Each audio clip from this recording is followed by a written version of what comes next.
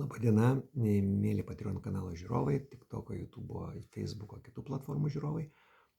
Aš esu gydytojas Vytautas Abraitis ir šiandien mes, truputėlį kilstelsim lygmenį apie tai, ką dedam savo į burną. Tiesiog, žinojimas preparato veikimo mechanizmo dalį žmonių nuramina, dalį, priverčia jaustis tiesiog geriau, nes tu žinai, kas su tavim vyksta. Ir tuos poveikio mechanizmus, kad kaip gerai jautėsi Aldona ar Oksanos vyras, mes palikim kitiems žmonėms, mes bandykim truputėlį tą lygį kilstelti į viršų, nes dabar ta rinka papildų yra labai chuliganiška ir šneka visi, kas netingi, labai dažnai, kaip aš tą matau, ir matau, kad žmonės nesupranta, apie ką jie šneka.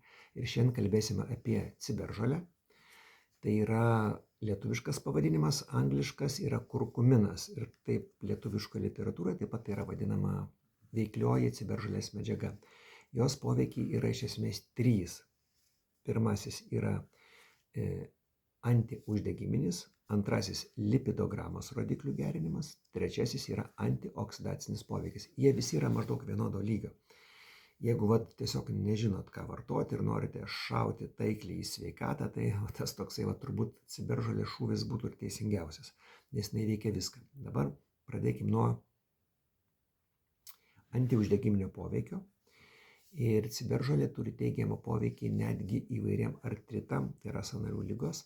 Ji mažina, pamatuojamai mažina, ne tai, kad čia toks yra svaičiojimas, kaip būtų galbūt teoriškai, ar ten kažkokie yra gyvulėlių eksperimentai, tai yra žmonių rodikliai kraujo, uždegimo mediatorius.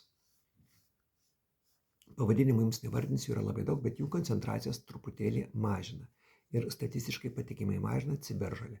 Dėl to žmonės, kurie turi lėtinius uždegimus, jie galėtų vartoti ir ilgalaikio vartojimo perspektyvoje turi teigiamą poveikį.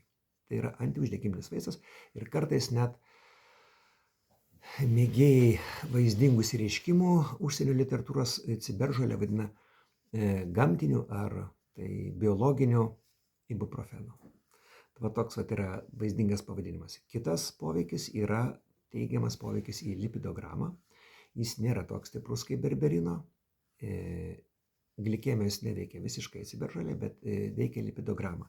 Ji veikia per tokį sunkiai ištariamą fermentą cholesterolio 7 alfa hidroksilazė. Tai yra kepenyse esantis fermentas ir jo stimuliacija, aktyvinimas turi 2 poveikius. Pirmas, aktyvuoja hepatocitus, būtent jų funkcija suimti iš kraujo mažo tankio lipoproteinus ir trigliceridus. Juos iš kraujo absorbuoja greičiau hepatocitai, taip pat to paties fermento poveikį greičiau išskiriama su tulžim iš organizmo. Tai toks yra lipidogramos gerinimo mechanizmas per fermentą cholesterolio 7 alfa hidroksilazę. Trečiasis poveikis tai yra antioksidacinis poveikis. Ir pastebėta, kad kurkuminas, jis nėra tokio stiprumo kaip, pavyzdžiui, gliutationas.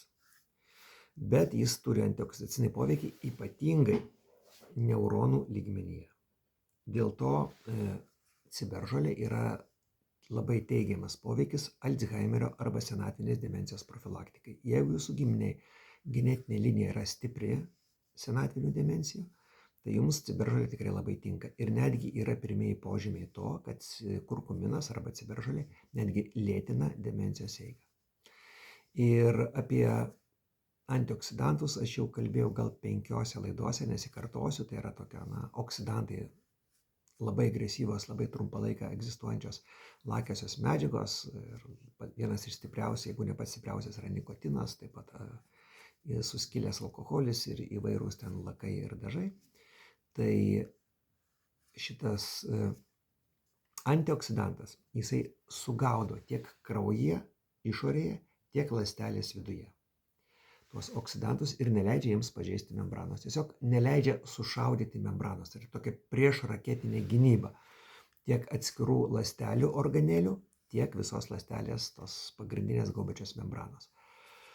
Tai va, toks va tada yra ciberžolės poveikis. Irgi, mylėjai, jeigu jums tiesiog neaišku, va, norite kažką teigiamo savo sveikatai naudoti ir nežinot ką, ir turite daugybę visokių minčių ir problemų, tai ciberžolė turbūt vienas iš tų, kuris veikia plačiausiai.